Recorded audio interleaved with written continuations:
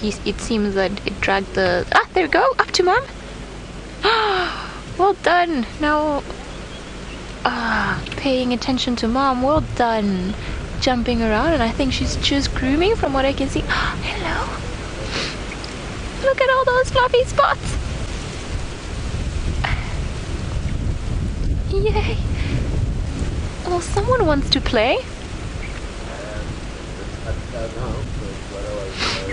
Oh, hello.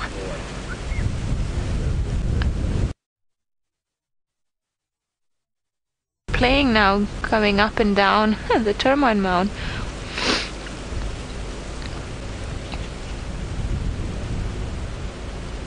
I think, are you Cold Shadow? Are you? Ah! Was that the little one running down? I just saw a flash of spots. Yes, it is. He's running. It's running. Well, she's running because it's a girl, not a boy. You see, very good mom having a glance in that direction. Like, where are you running to? Come back. It's now time to lay in the sun and warm up. Stunning girl. I think the little ones just dragged the kill into a bit of a thicker bush, and it's playing up and down there. So when she couldn't see it, that's when she started looking for her once more and just making that contact call, that wah, wah.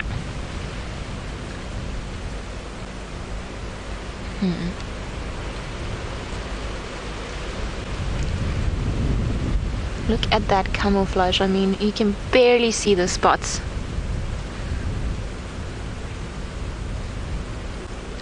Our Lara Moore, your sage is way too cute. I agree. How stunning was it when it came and, you know, just stood for that split second out in the sunshine? I thought it was too cute, and it's still at that stage where they just look so fluffy and sweet and tiny and, you know, full of nonsense, because it came up as like, oh, fine, mom's calling, okay, here I am, okay, bye-bye. And went back to where it came from.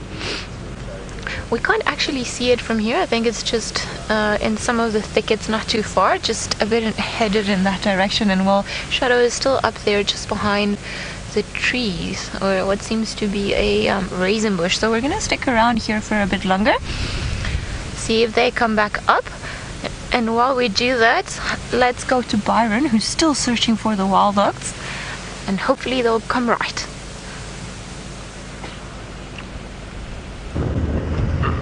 Wow, that's amazing. It sounds like you had such a lovely view of that female leopard and her cub now. I'm very, very jealous. We're still racing around furiously looking for wild dogs. No sign yet. I think they're still on Djuma. They're still on the property.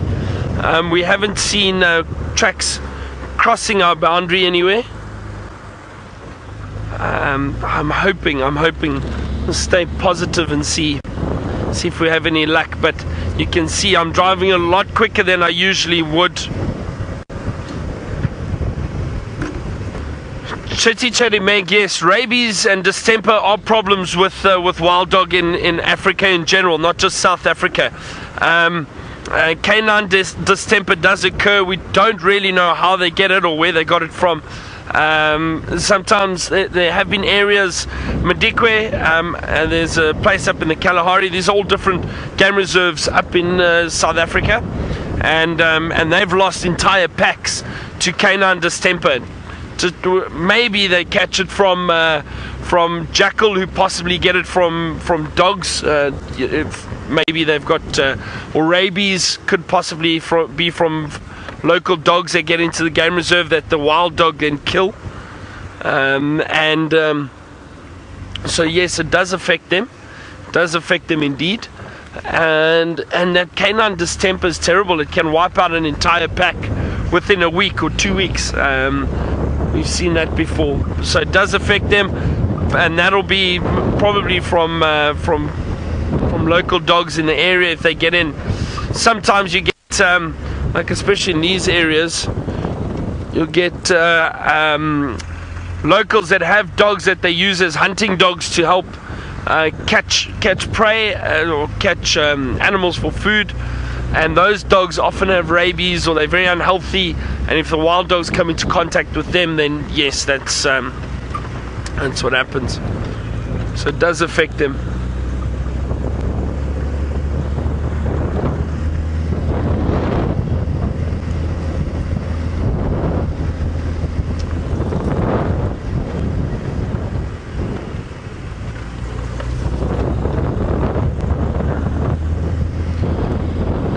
herd of Impala over here. They look quite relaxed. There's more Impala over here. They all seem quite relaxed. Alright, now it seems like Ali's playing hide and seek with the leopard. Let's go and find out.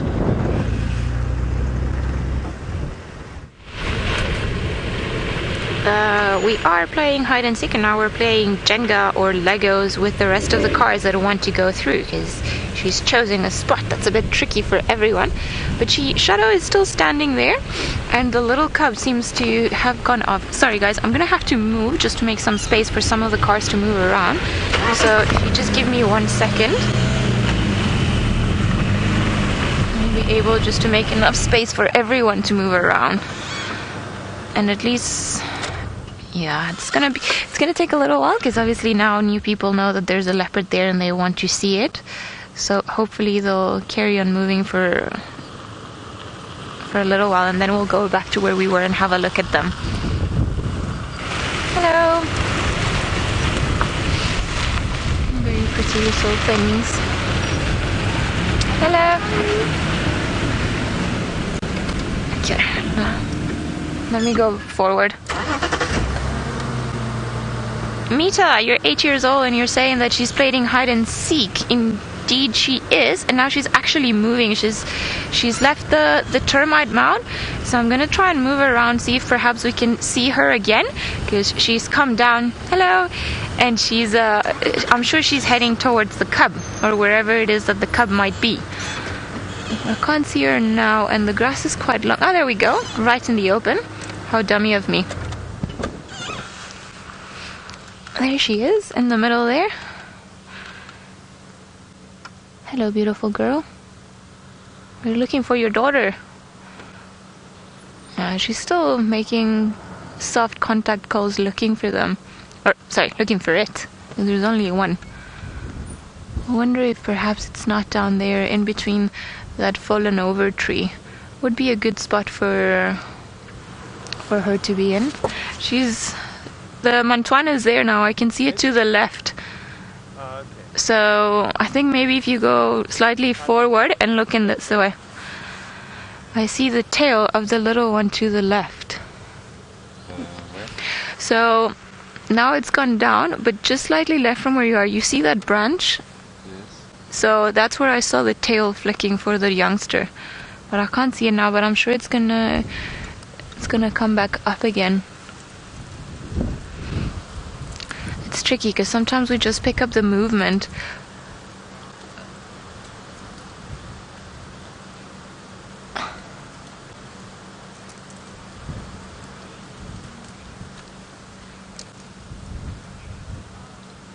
Jason, you're wondering if the guides follow the rules for any sighting, especially when there are little cubs or anything else, and the answer is yes. We are a lot more strict when it comes to cubs and little creatures around. So, for example, this one is a few months old, so it's been viewed by many vehicles at a time just because of its age and how long it's been exposed to vehicles. But when they're a lot younger, we limit the amount of vehicles and the amount of time that we spend with the little ones. So for now, they are quite at a distance from us, and we are following the rules of what happens when we have a sighting at a boundary, which limits the amount not only of how many people can see it within the inside of the reserve where she's in, but also from the side of the road. Just because obviously, well, you can imagine we just want them to be and to feel as safe as possible, and we don't want to have them to have a negative experience, because if they did, then maybe they would just not feel all that well and start becoming quite skittish. So we want the little one to be just as relaxed with the vehicles as the mother is. But in order to do that, we've got to be quite ethical and look after the little ones, which I think it's only a fair thing to do. Hello, girl. So we had a bit of a Jenga now, in case you were wondering, and that's why your question came through, because there were private vehicles that wanted to get out of the reserve, but because we are on the main road, they bumped into us, so they just pretty much, we all had to reshuffle, they moved past, and then they carried on, and still not too many of us here.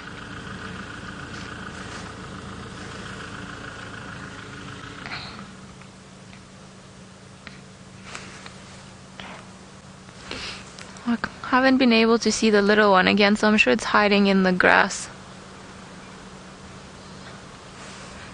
Dear watcher, you're wondering why she doesn't stay with her cub. Well, she is. The cub is just hiding a bit to the left and to the thickets over there that you can see on the screen. So it's a bit tricky to try and find it, but she is very, very close to where it is. So she is actually looking after it, and she actually brought that kill because that cub is a bit too young to be able to survive on its own. But she's normally now what will happen is she would leave it on its own for a couple of days, even if she needs to, until she manages to catch something, and then it'll bring it back to the little one to have a good meal. Or if it's something a bit too big, maybe bigger than a scrub hare, then maybe she would come to the area where she last left the cub and then bring the cub back to the kill. But for now, she is not right next to it, but very close by. I don't think this cub is even more than a meter away from it. We just can't see it because it's a very thick vegetation. And I mean, if you see how much we're struggling to even have a clear view of her, imagine something that's maybe a third of the size of this one.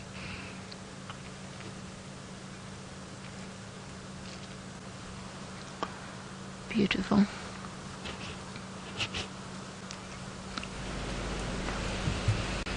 I'm gonna carry on waiting, see if perhaps we get one last glimpse of the little one. But while we do that, let's go to Byron and see how the wild dog chase is going. Oh no, it's not going well, Ellie. So it looks like these tracks have crossed west out of Djuma. But they've been running this whole property. They ran straight through Djuma from one side right through to the other side. Now I'm hoping, I'm on the main boundary road, I'm just hoping that we get a glimpse of them at least popping out.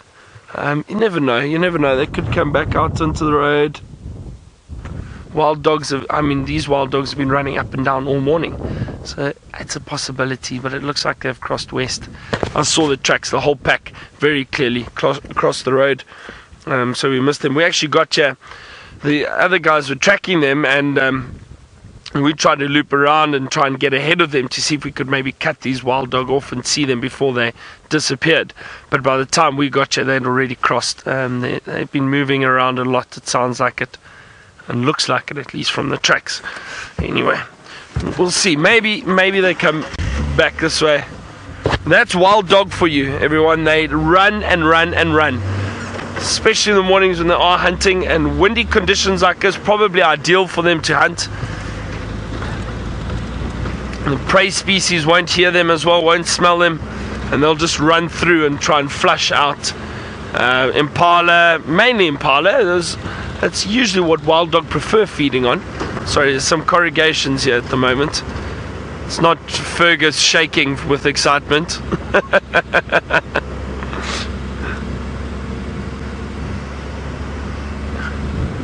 There's saw some Impala in there, so they look quite relaxed. Let's have a look there.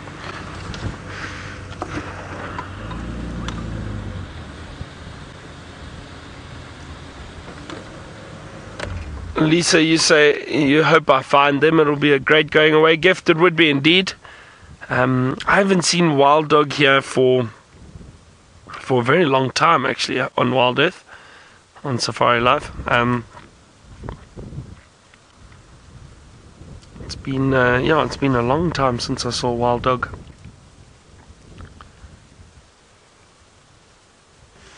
Again, I keep hoping that they decide to just surprise us and come out either behind us or in front of us. But I think that they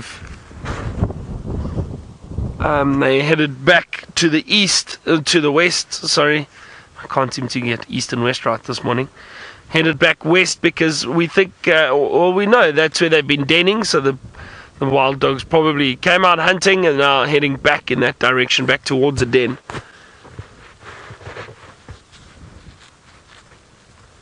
I've taken my beanie off, as you've noticed. No need for it anymore. So Elmer Fudd is no more.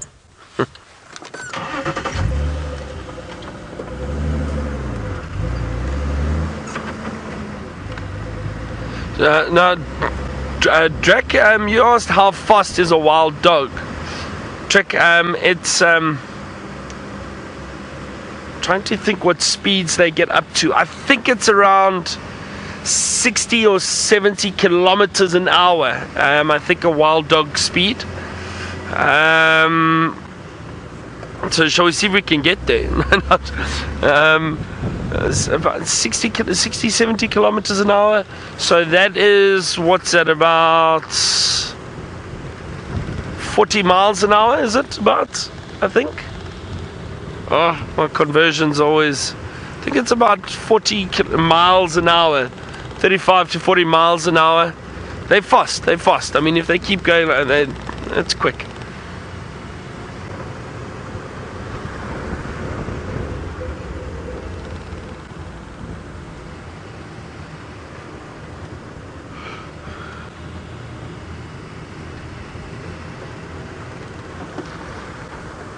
I keep checking the road. I just want to see maybe there's some luck. What I'm actually going to do is I'm going to drive up this main access, and I'm going to turn around. I'm going to go back down, just in case these dogs do decide to turn around.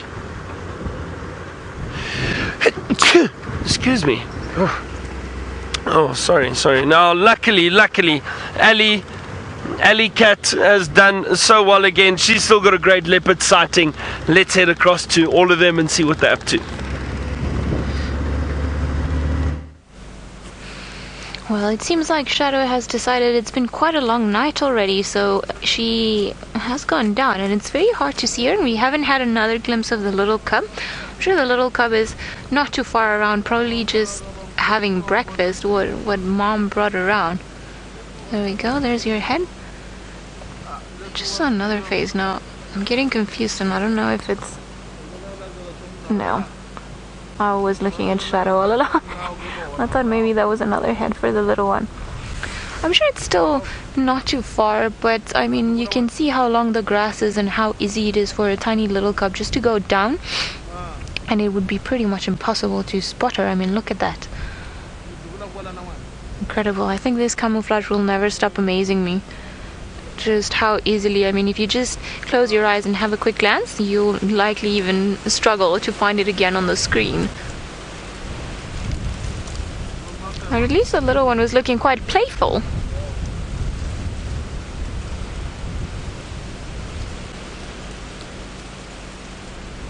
Jenny, you're wondering how we can tell a female and a male leopard apart. Well, there are some very obvious genitalia in the case of a male that you can look at if you look at them from behind. But other than that, if that's not available in your field of view, then you can just judge by the size. Normally females are a lot smaller than the males. That's why sometimes we confuse them with young males. But the males, as they start growing older and then become a lot more territorial, they develop this dewlap. It's almost like an extra flap of skin, or the skin around their neck becomes so much bigger and thicker. It's almost like they've got it hanging there. So that's normally a good indication that we're in the presence of a male instead of the one of a female. Females tend to be a bit smaller, more slender looking. And we realized this cub was a female because of the lack of very orangey fluff balls. I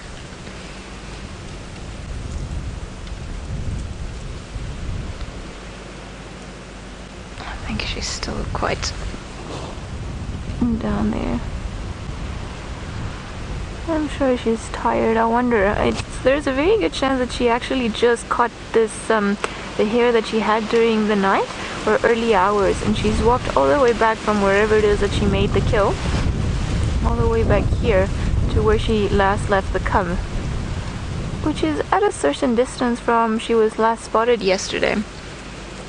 So very likely she's just gonna stick around here for a while longer, enjoy the company of the cub, and maybe they'll move into a bit of a shadier spot as it starts becoming a bit hotter. But I think she was not impressed with the cub. It almost seemed like it wanted the cub to come back to the termite mound where it was nice and warm, and the cub was just busy playing and being full of nonsense.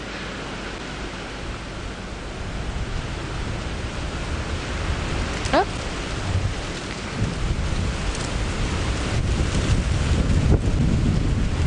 Now there she is, calling for it again. Maybe she's even lost the cub in all this thick bush.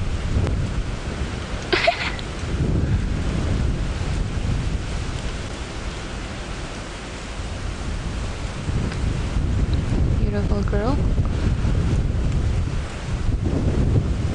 Maybe the cub's gone a bit further back? And the cub is still small enough that, you know, mom's voice is a good command. And if she calls, it'll maybe it'll take its time if it's feeling a bit rebellious, but it will always come back to mom. And I think that is it. Completely out of our field of view now. All she had to do was lay down on the grass like this, and then we just can't see her anymore, which is quite amazing of how well they camouflage. I think we're going to leave them now. We've had a fantastic view of them, and I think maybe let's just leave mother and cub to enjoy a very well-deserved breakfast. But let's go over to Byron, who's got some funny-looking warthogs.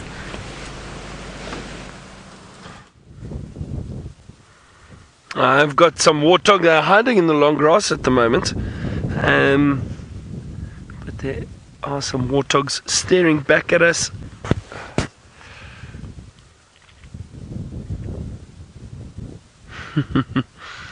They're well camouflaged, aren't they? In that long grass, hiding in a bit of a dense thicket, bit of a woodland section. Some of these trees, we call it a woodland area. There it goes, one. But there were at least 4 or 5 warthog that were in this area. Now all of a sudden the wind has picked up a lot where we are. It's been very, very windy. I almost lost Fergs. He almost blew away. Luckily he held on. There was a gust of wind that hit us earlier.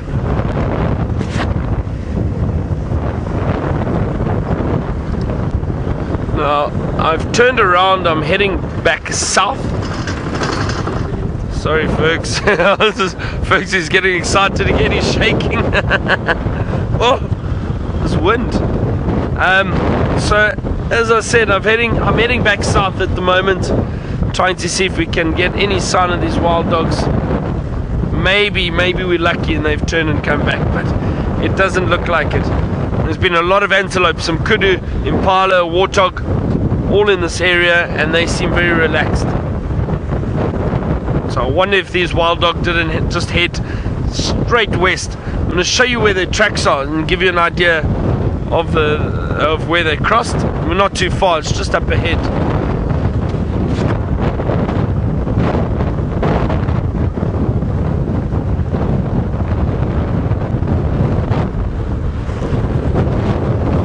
It is windy.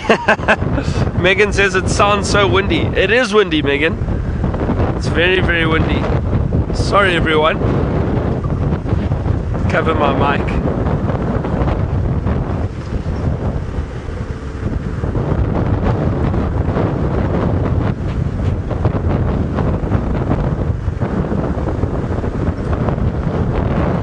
It is still exciting when you're driving around looking for these animals, even though we haven't had luck in finding them.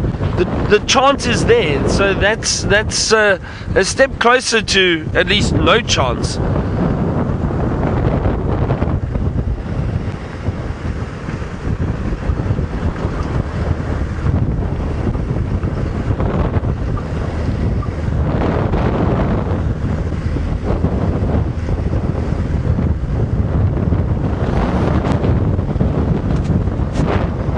Now,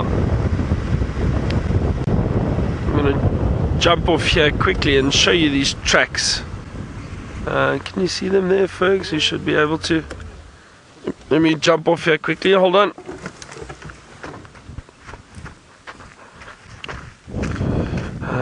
So, the whole pack ran through here. Here are the tracks. Wild dog tracks. There's a number of them now. There's tracks here. There's some tracks over there, tracks here, tracks back here. So this whole pack definitely ran through this area. Looks like actually over here what's happened, there's a track where it looks like one of the dogs slid.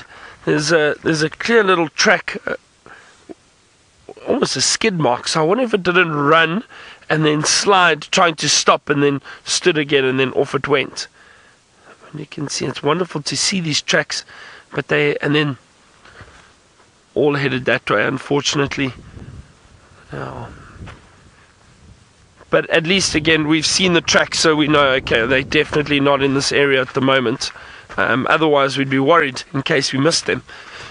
Well, we did miss them, but at least we know where they've gone. Don't know if anyone else had luck with them. Sometimes you're just driving and then and you could bump into them. Our Laura Moore, I would say we must have missed these wild dogs. You asked how fresh the tracks are. I think we must have missed the wild dogs by 10-15 minutes or so, maybe. I think so. Just judging by, because earlier their tracks were on the other side of the property where I had driven this morning, and their tracks were on top of my vehicle. So I'm just trying to work out in terms of how long it would have taken them to get back this side and then cross the boundary. So I think we must have been 10-15 minutes behind them, probably. So very fresh, considering.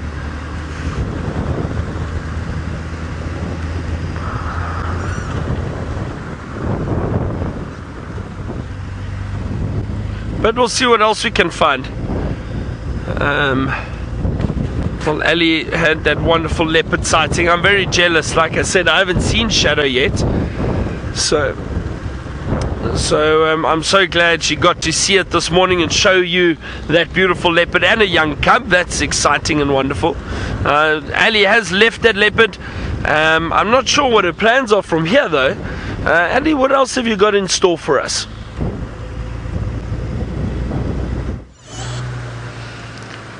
Well, it was quite exciting to see them this morning. I know Sabi and I were, our hearts were beating really fast, because it's always wonderful to get to know new leopards. But now we have left them where they were. I think they're going to enjoy a lazy afternoon, and we bumped into all of this kudu, which, judging by the size, it's almost the same group that we had all the way up in quarantine.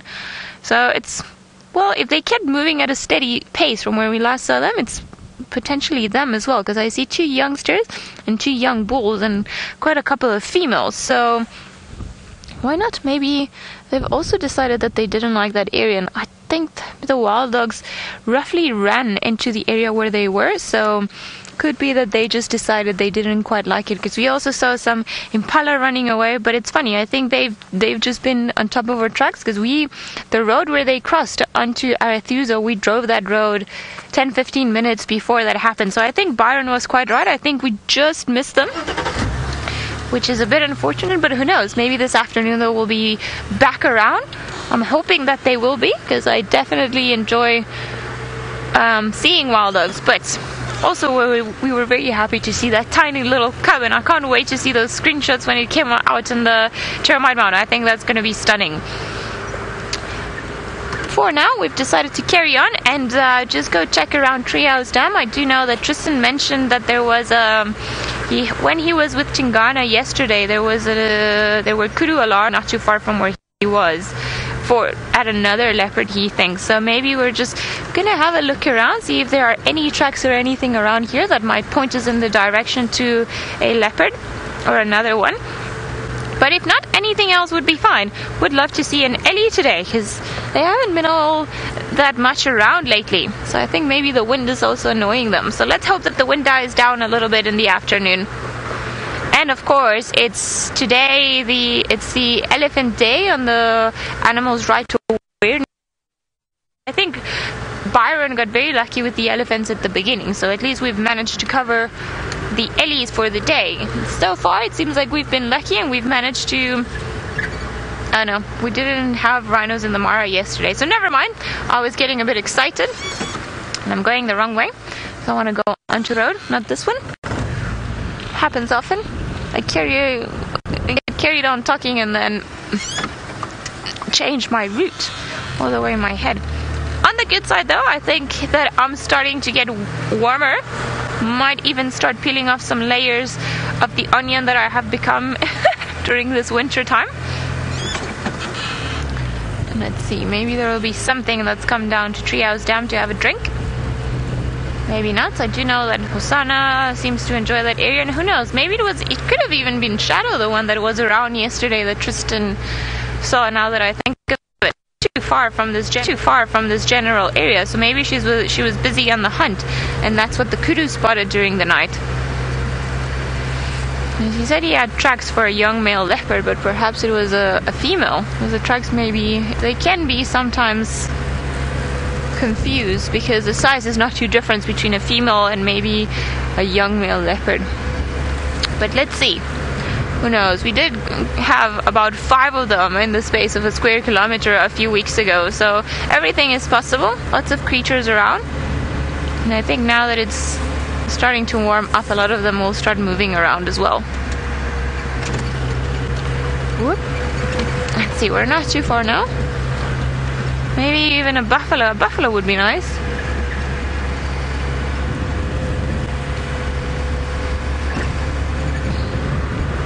Almost at the dam. Getting into the dam wall. Whoop.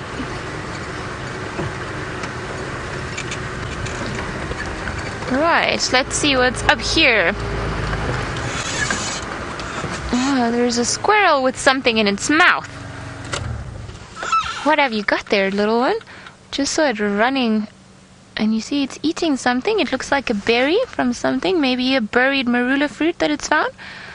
I can't see it from here, but that, how typical Mui-like is that? Holding it on both. I think it is a marula nut.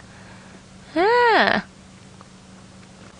So you see, it does happen often that the squirrels will hide their nuts that they collect during the summertime, and then during the winter time they come and dig them out again and they start feeding them. And the marula ones are particularly good because inside of that very hard nut shell there are 3 very nutritious little nuts. So I'm sure that's what this little squirrel is trying to get to. Well, sometimes there are only 2 little nuts in there. It's doing a good effort in taking it out, and I think it's the second squirrel that we've already seen this winter trying to do this. So at least they've been quite clever in hiding all of their little things. And there are quite a few marula trees around the dam, so I wonder if maybe they were just very clever and decided to stick around this area for the summer. I can? Let me reverse a little bit. More? Oh. I think maybe if I go forward now, I think maybe we'll be able to see the head. See, this is the trick. What's the little things, I suppose? Just let me know once it works. Alright, we're gonna try to reposition, but in the meantime, let's go to Byron, who has got a bird. I do indeed, and look at these beautiful birds that we have over here. And do any of you know what that is? I wonder.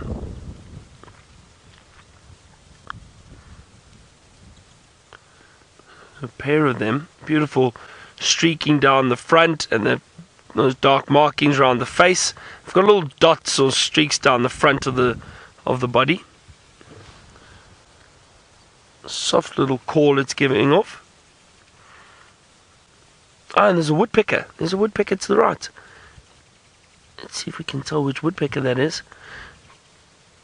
Oh, what? Fergs, be nice to the birds. Didn't get a good look at that woodpecker, but this is a ground scraper thrush that we have sitting up in this tree. Beautiful ground scraper thrush. There it goes. Thank goodness it's sat long enough. Now, where did that... I'm not sure where that woodpecker went. Let's see if we can find it quickly. I think I saw it fly to the back here. Hold on a second. Well, that was nice. It was actually a pair of ground scraper thrush that we saw. Some lot of little birds around here. We should stop and appreciate the birds for a while. Just see if I can find that woodpecker, if it did sit in this apple leaf, this beautiful big apple leaf around here. I don't see it. I think maybe it flew off. There's little blue waxbills flying around here, but they don't sit still at all. Oh, this wind is a bit miserable at the moment.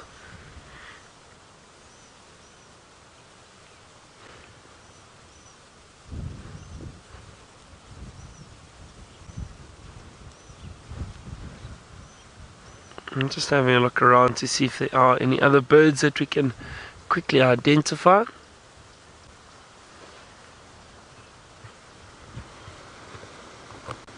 No. Now, Ali apparently has found a little squirrel that's eating breakfast. Now, I'm jealous. I'm starting to get a bit peckish myself, and it's not breakfast time yet. No, still quite a while. Let's go to Ali.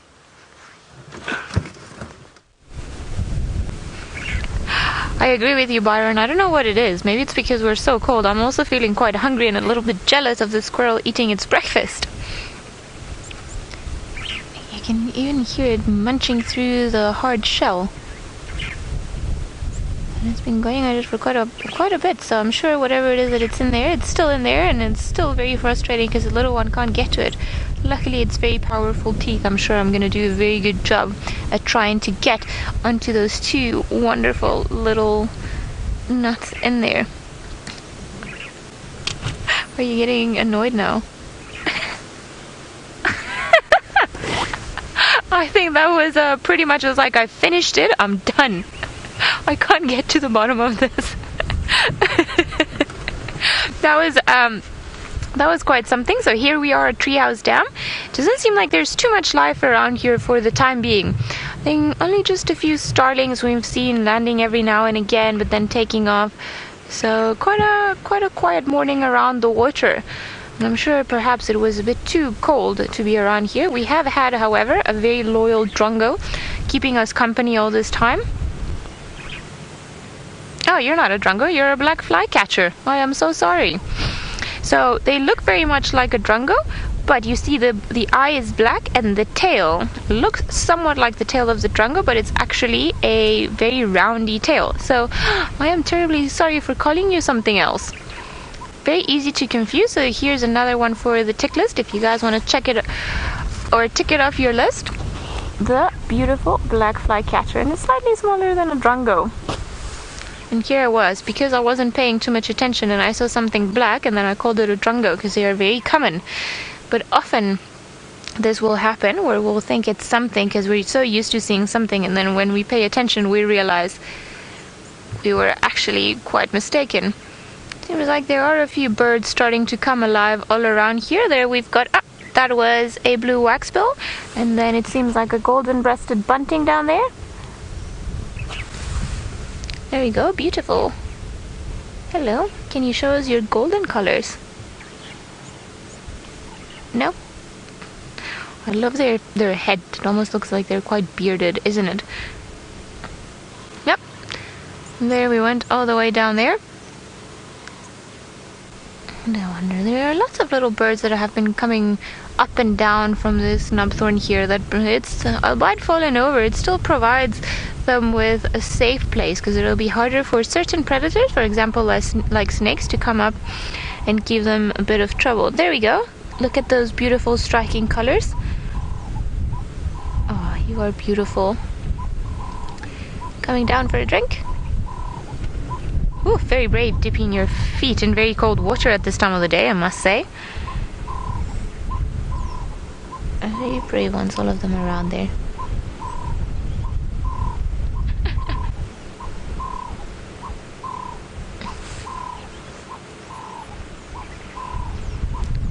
David, you say this golden one is the 40th one on your bird list. Well, yay, at least we're ticking some of the common ones that we see around here.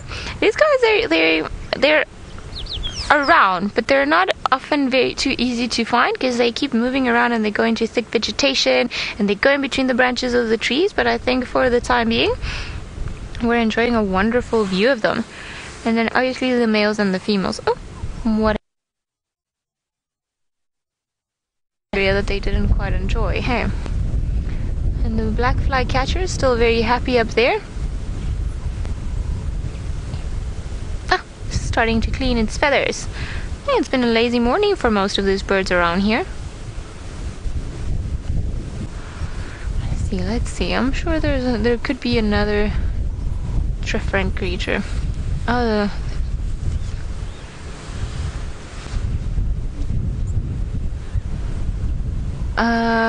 think no, stay there. I think if you come a bit more towards closer to us, there are also some yellow-fronted canaries that we were looking at, because the one we were looking at, that big dove, that's a ringneck dove. But here it's another one. Those little yellow ones, the yellow-fronted canary, is very hard to spot. Sometimes you just see these flashes of yellow moving around, so it's good that we've got them down here drinking a bit of water and just standing still, because not often we'll get to see them. And they tend to live in quite big flocks. I think it's 1 to about 10 of them all around. Very beautiful, aren't they? And much, much smaller.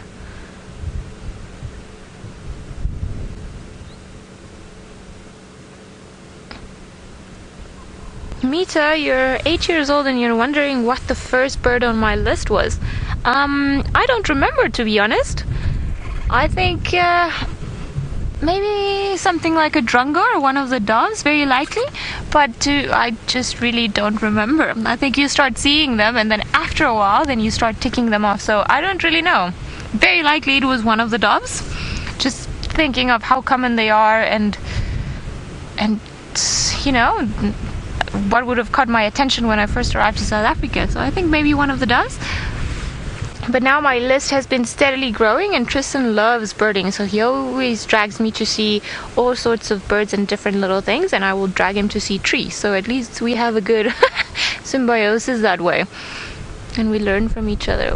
There's a blue waxbill, one of my favorite ones in this area because they're so tiny and blue.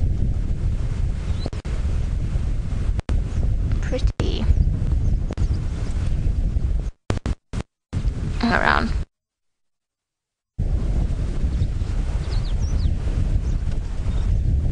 Chitty Chatty Meg, you're wondering if it's harder for the birds to fly in the wind. Well, for the smaller and bigger ones, yes. So obviously the smaller birds will have to fight a lot harder if they are going, for example, against the wind, or just to try and not be moved around in their intended flight pattern. So the wind does play a part in it. Bigger creatures, bigger birds might not have so much of a problem with the wind.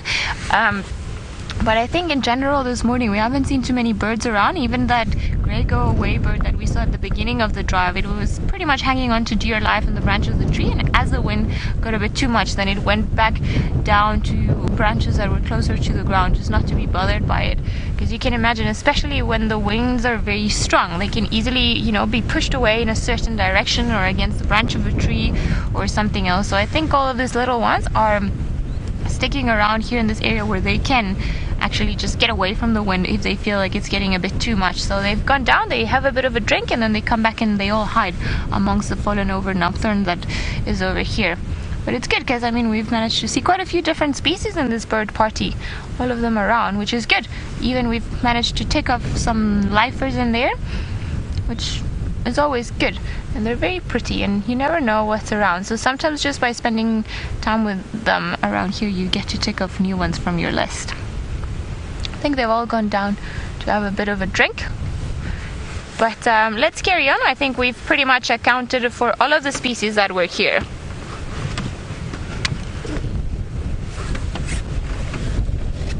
Adele's mom, you're wondering what the smallest bird is that we've got around here. So the smallest one in southern Africa is the Cape Penduline tit, which is about maybe just this big.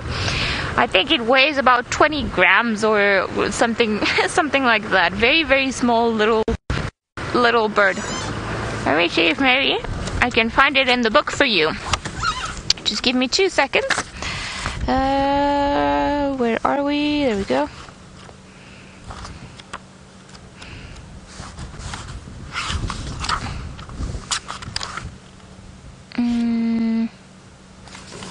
No, that's not the one that I'm looking for. Alright, give me 1 second, see if I can find it. If not, then we'll carry on and I will try. There we go, 338. 338. There we go. So the smallest one that we get is this tiny little one over here, the Cape Penduline tit. And actually I was being optimistic about their weight, and they are only about 7 to 9 grams, so very, very small. But this one we only get it in the we get it in small groups, and we get it more towards the southern part of South Africa. We don't get it around here. In this particular area, instead of getting the Cape Penduline tit, we will get the grey Penduline tit, which is this one over here. Bloop. Which, funny enough, I marked in my list that I saw it at Lion Sands in 2013 for the very first time. So how is that? Very, very small little thing. Okay, we are going to leave the Treehouse Dam and see what else we can find, but let's go over to Byron and see how his search for heartbeats is going.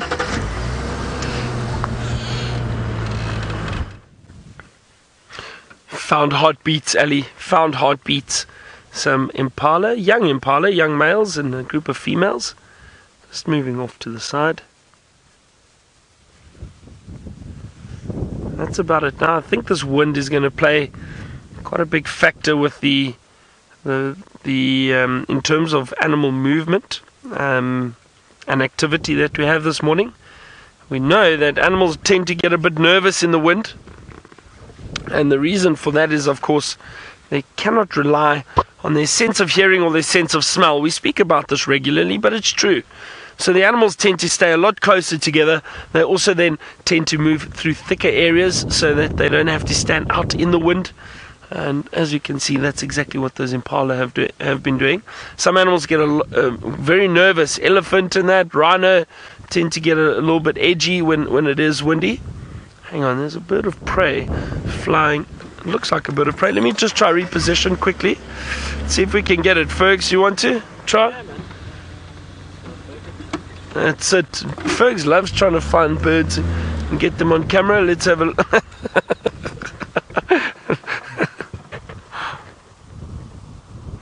What have we got there? Oh, it's flying away from us.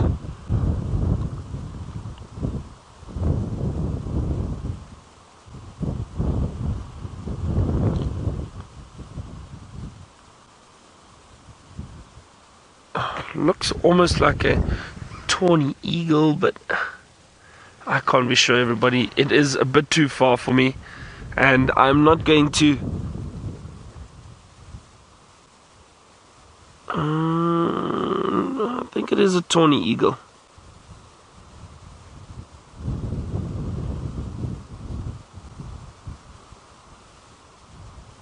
Yeah, I'm going to go with tawny eagle on that one.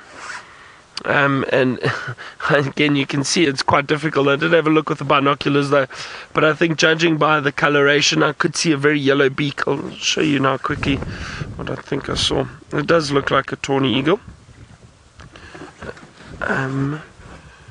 Haven't seen one of those for a while, but we do get them in this area. Beautiful birds. Tawny eagle. Let's see. Again, this app, somewhat frustrating. don't upgrade your app if you don't have to, or update the app. But you see that beautiful tawny eagle. Now you can see that yellow beak very clearly, or that yellow sear of the beak. You could see yellow legs, those what look like yellow legs. The feathers do go all the way down the legs though, but they do have quite long tails. Now I just want to see if they've got one in flight here quickly. There we go. Fairly long tail, but there you can see that yellow beak very clearly, and I could see it. It was very yellow. It stood out.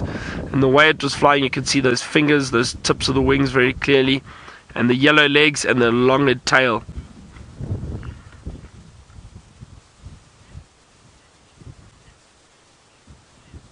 Dear watcher, you say it's number 30 on your list. Well, I'm glad we could get another bird for you.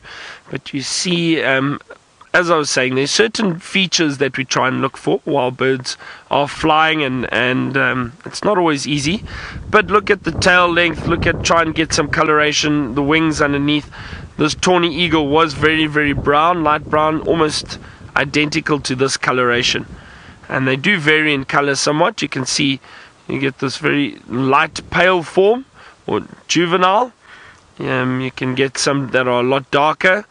There's an adult pale form. You can see that very pale coloration. And there you can see there's a dark form too. So different colors to the tawny eagle. But they generally look quite scruffy. Their feathers always look a little bit ruffled. Anyway. There's a tawny eagle. Nice. Thanks, Fergs. Oh. You having withdrawal symptoms yet of the coffee? I'm okay.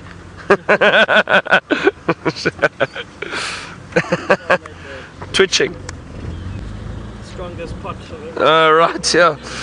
Fergus had a cup of coffee this morning that was made by Chantal.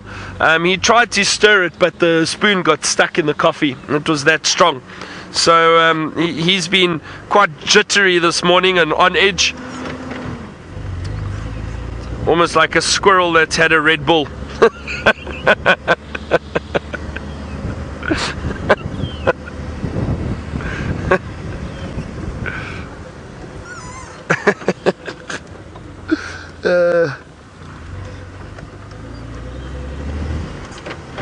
Well, let's see what else we can find on this windy morning. It hasn't quite warmed up just yet, and the sun's quite high.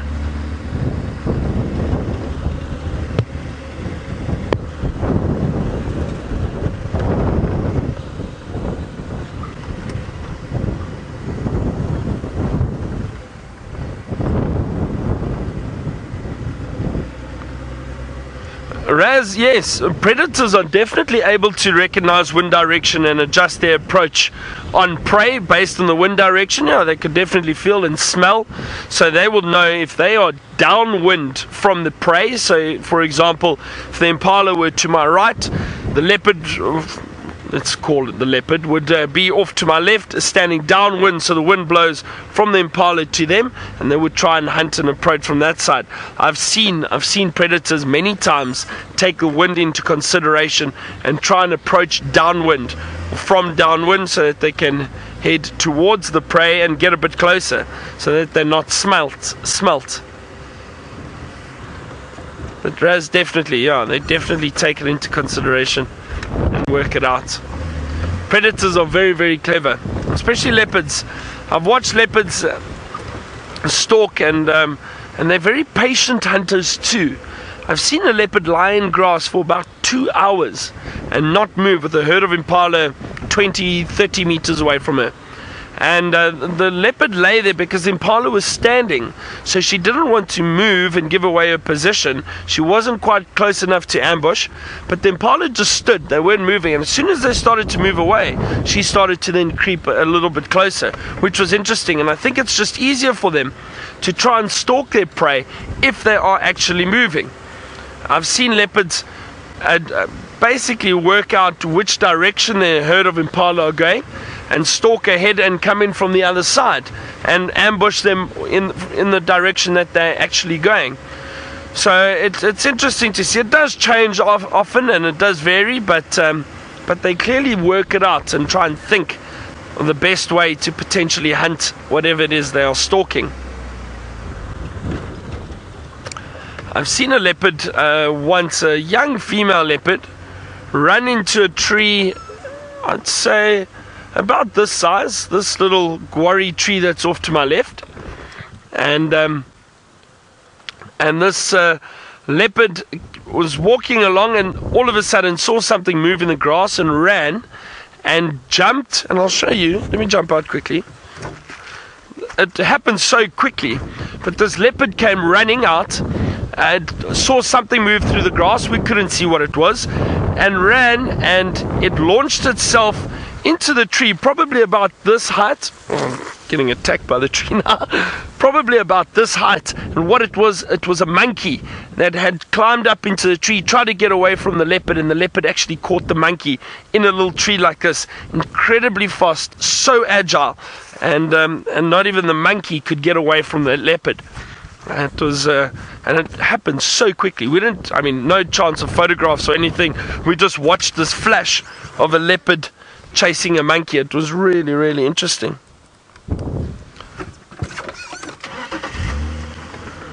So even when they're walking around, they're always alert and aware of what's going on. Now, Ali is with Antelope at Aquatico. Let's see if that makes any sense to Ali. No, it didn't make any sense to me, but I hope you meant waterbuck. And that's maybe why some of them have decided to come down. Oh, that's a bit of a uncomfortable scratch. I think they're gonna have to go around. There are lots of brush packing around there, and you see the rest of them have come down. And then there's a waterbuck also that's gone there. So everyone's having breakfast, coming down for a drink. This is probably the best spot for them to be. It's a bit thick, so it'll protect them from the wind. The water's right there, and the food is also there.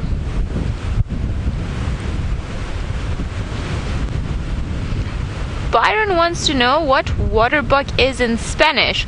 Well, I'm not too sure if there's one word for waterbuck, but I would imagine it's something like ciervo de agua, which pretty much is a very general, literal translation of water and buck in Spanish. So I think maybe that'll be it. Something like ciervo de agua, or it's another word that I could use that's maybe a bit more appropriate. I'll have to think about it. I think my Spanish is a bit rusty right now. My goodness. Venado de agua? That's probably what we would call them in Venezuela. Oh, very, very dirty paws or feet. Oh, Antilope aquatica was what Byron was trying to say in Spanish. Well, Byron, thank you for the effort. I think it was almost, it could be almost like that. But I think that would be a more general, you're just saying aquatic antelope. So maybe Byron just had in mind something that it was a bit broader. But thank you for the effort, Byron. I love it when my friends try to say things in Spanish. It's very endearing. Byron, we're going to miss you, all of us, and the Antilope aquatica, as you like calling them. I think maybe this Impala not. He doesn't seem to be enjoying our jokes all that much.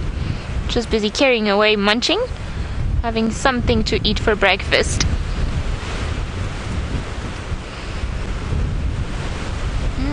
Well, we're gonna go around, see what else we can find, but in the meantime, let's go to the almost Spanish Byron, who's got some more Impala and some Warthogs. So let's see if maybe he can come up for the names for them in Spanish as well.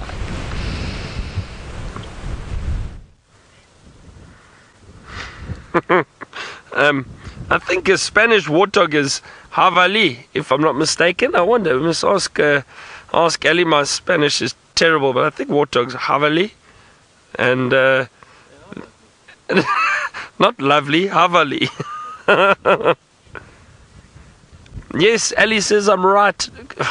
Look at that, Ali.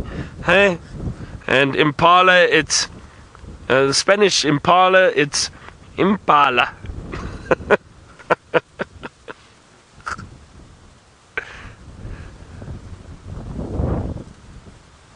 And Ali called the Impala the ninja of the bush this morning. Now, Fergs and I are just very confused by that. We're gonna trying to work out why. We're gonna chat to Ali when we get back and ask why she called the Impala the ninja of the bush. But what I wanted to show you.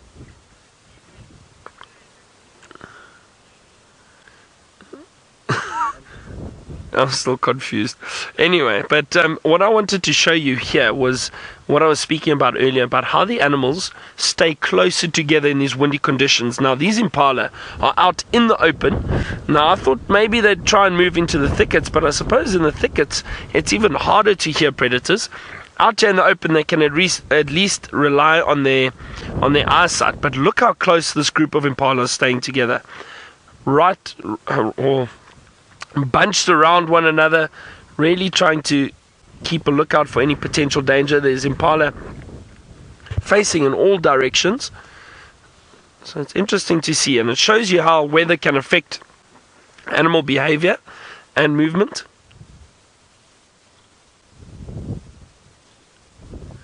It sounds like some of these impala have caught the cold that Megan has got. I could hear one coughing earlier. There's a female, the second one right on the left. It's actually giving off a little cough or sneeze or grunt. So I wonder if she's that one over there. Let's see if she does it again.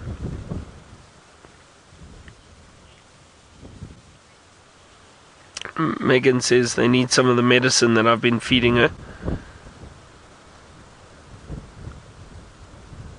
See, I think some of the people in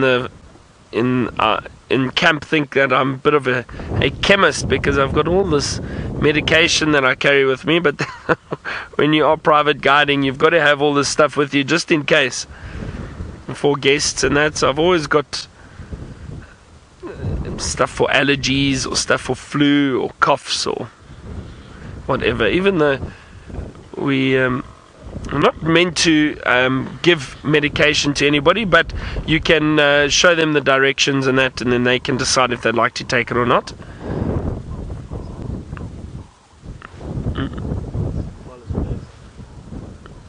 Oh, what is that? Look at that. That is very strange. I have no idea what that is. Is that a growth or something coming out of that impala's face?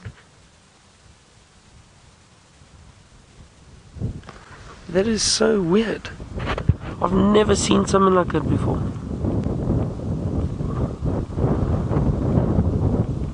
It looks almost like a mini horn, a unicorn or a rhino. That is so weird. I can't tell if it's a horn or what that is actually, but that's strange.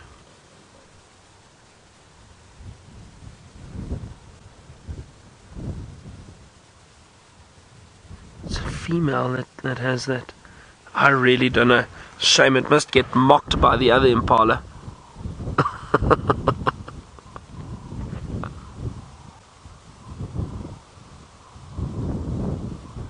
It looks like a horn-like protrusion, but that wouldn't make sense at all. I'm really not sure what that is. I don't know. And it just shows you. You see, you can see things regularly out here that you've never seen before. I've never seen anything like that, and I don't know what that is. I have absolutely no idea. I wonder if any of the other guides have seen this before.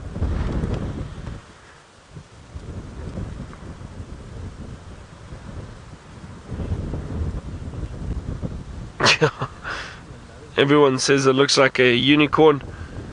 The unicorn, it's meant to be on the forehead, not on the nose. I suppose we'll let it slide. It's a unicorn.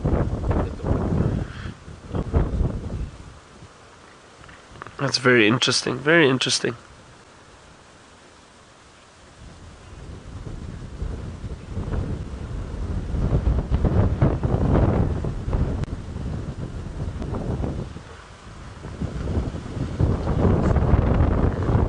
Starlight Tammy, you were saying, did you say it looks like a tip of a horn maybe that got stuck? Is that what you said? Or oh, thorn, oh, like a branch or something that got stuck on the nose. Maybe it could very well, it could be a piece of a branch that this impala ran into and it broke off and got stuck in the nose. Maybe, I don't know. See, unfortunately, because we're a bit of a distance, I can't get close enough to see what it actually is. If it's horn-like or a stick or a branch, I'm not sure. Or hair. Is it a hair growth? I don't know.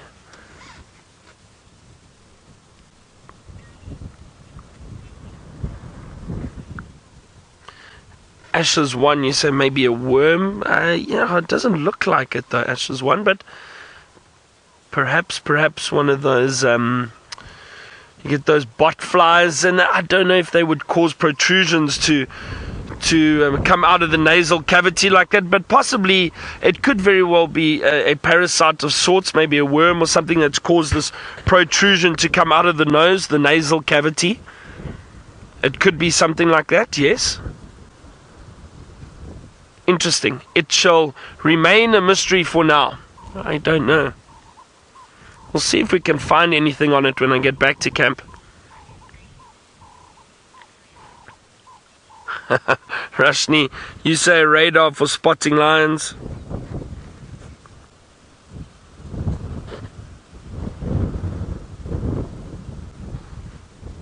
Very interesting. But anyway, nice to see all these Impala together. We're going to move on from them. We've got some time to go and have a look and see if we can find anything else.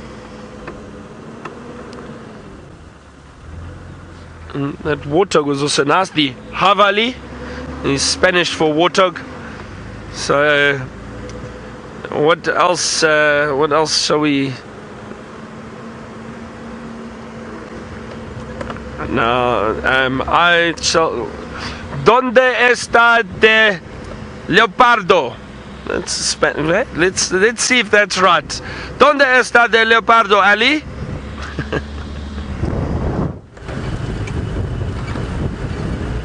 I don't understand one word.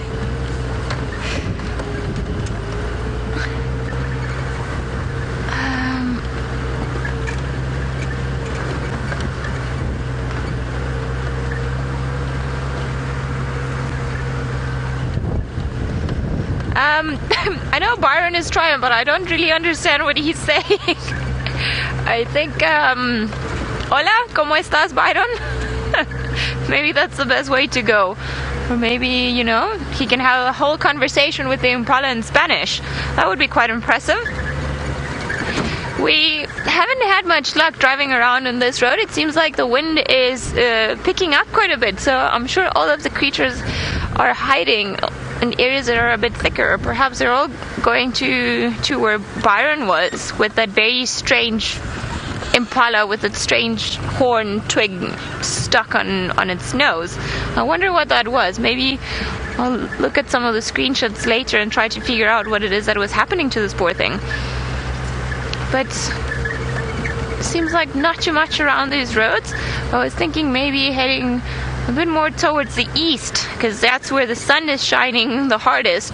See if perhaps things are a bit warmer in that direction. So I think the south is still not warm enough for animals and the impalitas to start moving around. Whoop. News from the north are, however, that 2 of the Birmingham boys are still enjoying that buffalo that they managed to bring down yesterday, somewhere around Buffelshoek. It seems apparently that there's not too much of the meat left, so I think they've done a good job in gorging themselves and just eating as much as they can. So we know that at least 2 of them have had a very good meal in the last 2 days. What's going on around here? No, nothing? Not too many animals? Nope. Alright, we shall carry on. It's pretty quiet around here, I must say. I had some hope to see pretty much anything. But no, seems like it's not the road to be. So the next turn that we find, that's the one that we're gonna take. See if perhaps we can shake our luck and find something else. We did this morning, so why not?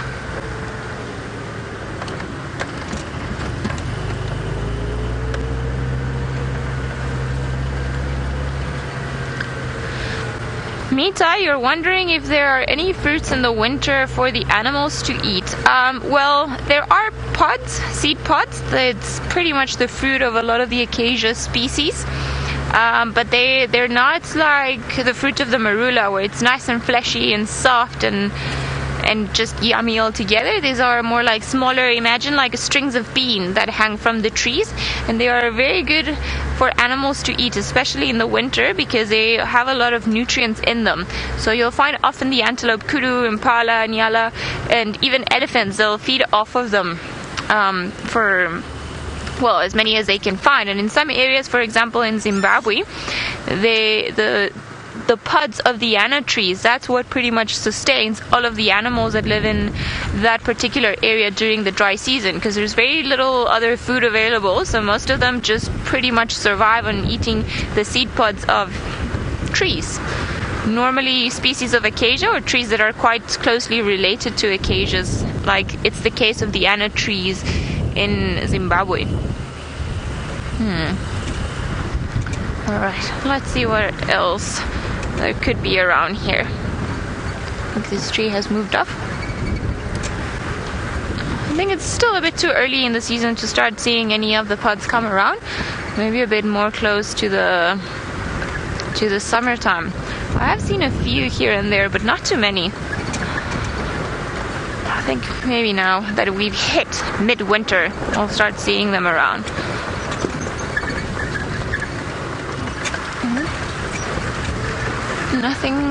Nothing. Everyone's still asleep. I wonder, I'm gonna head towards the Molowati, see if perhaps there's anything around there that might be hiding away, as everything seems to enjoy going into that area.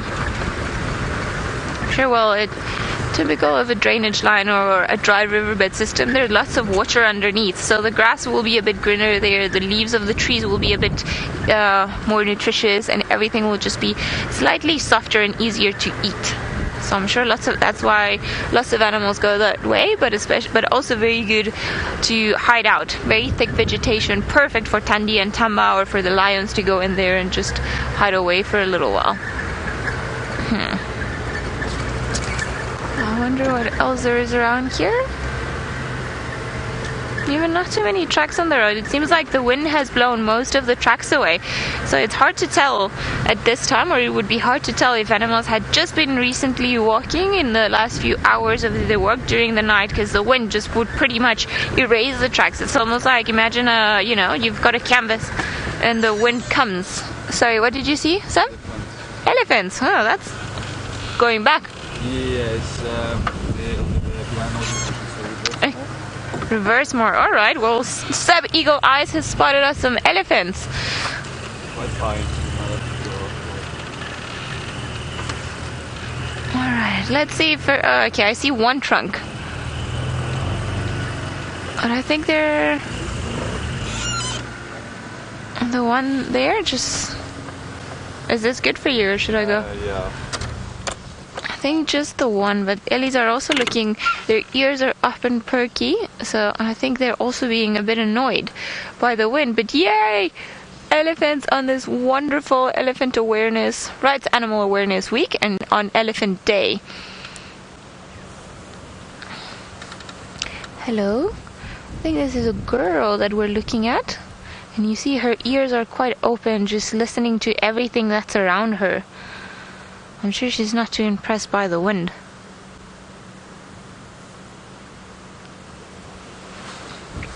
I wonder, I think maybe there's the rest of the herd moving along. Maybe they'll come onto a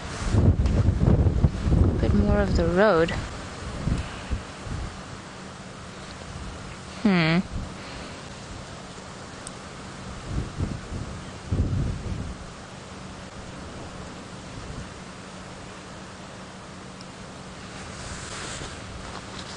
Daphne Ice Cream, you're wondering if the African elephant is going to make it out of the endangered list this year. Well, it's hard to tell. Normally, the assessments for animals being endangered, they're carried out every 5 years or so, or sometimes they take 5 years to be carried out, because there are a number of things that need to be taken into account.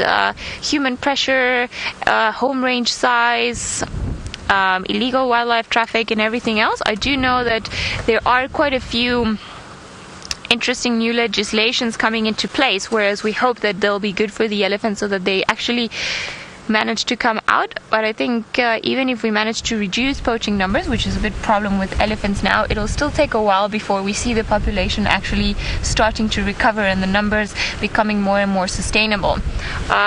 In South Africa, they're not particularly endangered. We have quite a few number of them, and actually there's an overpopulation in the Kruger National Park in terms of the carrying capacity and how much food and water there is available for all of the elephants. But it seems like quite exciting news. China has banned completely the ivory trade. So China is one of the biggest consumers of ivory trade. In their traditional culture, everything that's ivory carving, it holds a very good value, good how can I put this? Very well regarded to have beautiful ornaments of ivory and just tiny little things, and it's quite expensive. So they have been trying to reduce the amount of ivory commercialization inside of the country, and I think this year it seems like China will completely ban the ivory production or ivory carving within its country, which is apparently going to lead to a decrease in the ivory trafficking, and therefore maybe hopefully a decrease in poaching numbers all around the world for elephant ivory. But I think we will have to be a bit careful and see what happens, because very often everyone that's involved in some sort of illegal trafficking of any animal part, they will just leave a market to start exploiting a new one. So far it seems that China is doing well. I was reading an article recently that pointed towards the fact that because of this new legislation that's coming into place, the ivory prices have already dropped, because China is pretty much banned, or will completely ban ivory trade. So everyone just wants to get rid of the ivory because they don't want to commercialize it anymore, because they won't be able to sell it. So they're selling it for a very low price, which is a good indication that not too many people are actually buying it. Because if a lot of people wanted to buy it, and it would be very close, and normally economic rules will tend to show an increase on the price because the demand is either too high to sustain it, or because there isn't enough available. So it'll be interesting to see what happens. I am hoping, for the good of all the elephants that we absolutely adore, that it will. I know there are many things at CITES, which is a very big international convention for the trade of endangered species worldwide, that they're doing a lot to try and curb poaching, and all of the African countries with elephants in them are trying to help with the anti-poaching. So we'll see. Hopefully, I think maybe it's something, if all of these initiatives and all of these legislations and all of these anti-poaching efforts do start working, then it's within the next few years or so that we're going to be able to see properly, or have a tangible improvement in their animal population. So here's to hoping. I really hope that the world has got its screws right, and that we're going to be able to protect not only elephants, but pretty much all of the other creatures like rhinos and pangolin and tigers and lions that are currently being trafficked in the black markets. Right, I think this elephant has gone, so I want to carry on going around, see if perhaps we see it again, because I think there's a turn on the road not too far from here, so maybe we'll be able to have a bit of a look over there. But if not, yay, we'll see. In the meantime, while we look for these big grey thing, let's go to Byron, who's got one of the most colorful creatures out here in the bush.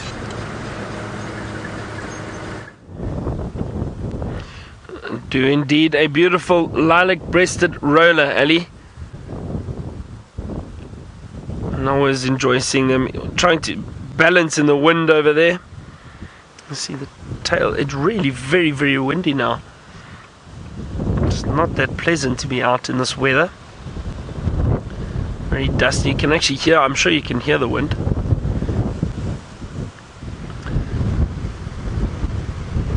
Don't want to park underneath any trees that are,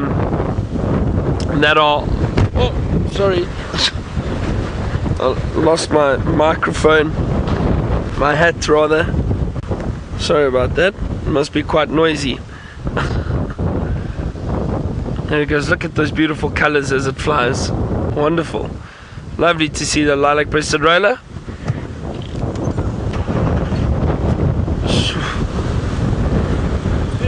Yeah. Hold on, Fergs. Sheesh. That is gusting, yeah. That is serious. Now, I was trying to speak a bit of Spanish, but my Spanish isn't very good. And I'm actually have Portuguese descent, but unfortunately I can't speak Portuguese either, so I'm pretty useless, to be honest. I can say bom dia, como está? Tu também? I'm alright. That's it. I don't know what else. And obrigado, muito obrigado. Thank you very much. Look at the baboons chasing the impala here. There's some big baboons sitting around, and there's 1 or 2 baboons chasing the impala. That's amazing.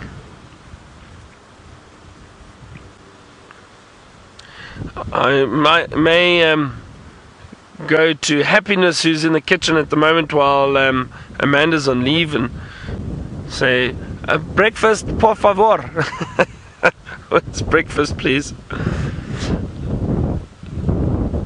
Look at that. That's a big male gnat. Wow. Are you feeding on, I don't know what is. It looks like he was feeding on a poison apple there. Now I wonder. There's that little plant called the poison apple. It looks like it's what he may have had. I'm not sure. Now the baboons are able to feed on some toxic fruit. That's why the golden rule in the bush is you can eat anything that you see a monkey eating. However, you cannot eat anything that a baboon eats, because they do sometimes feed on stuff that could potentially be toxic for us. Now I don't know if that is what it was feeding on. It may have also just picked up some bulbs under there in the grass. I don't know what it's eating over there at the moment. Oh, that impala's got a limp. That's not good.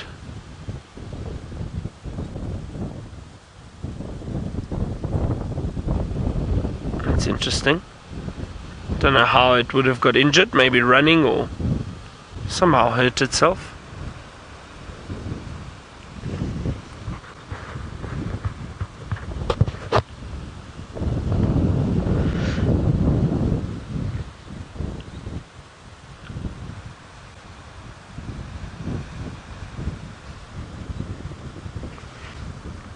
It's been a nice morning, an exciting morning.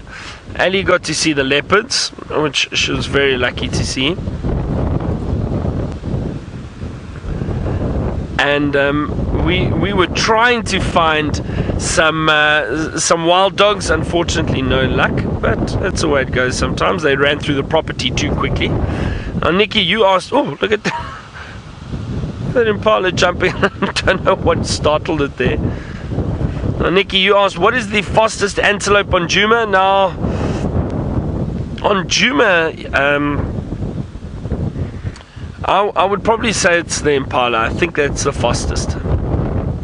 They are incredibly fast. And I think that out of all the antelope we have here, they would probably be the quickest. Those little Steenbok and Dako are quite quick too, but for the size, and I think the Impala are the fastest. Now, but I think the fastest antelope we have in Africa, I think it's actually the Sabi or the Topi. I think the Sabi is one of the fastest. Also, I think if you see those Thompson's gazelle, when they run up in East Africa, incredibly fast. The Springbuck's very fast. But I think it's Sabi, if I'm not mistaken. I've read somewhere that they think that it might be the Sabi that is the fastest. Now, we do get Sabi in Kruger, but we don't see them that often, and not down in this area.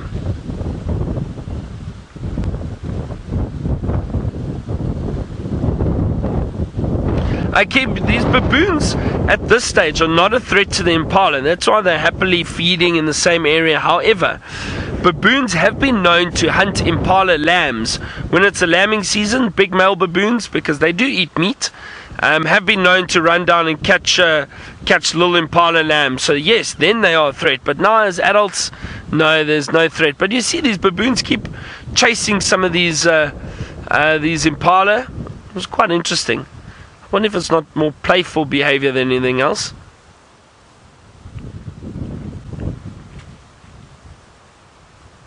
Nice interaction to end off with. Very, very nice. Hopefully this troop of baboons did not raid camp. Thankfully they haven't been around camp for a while, which is good.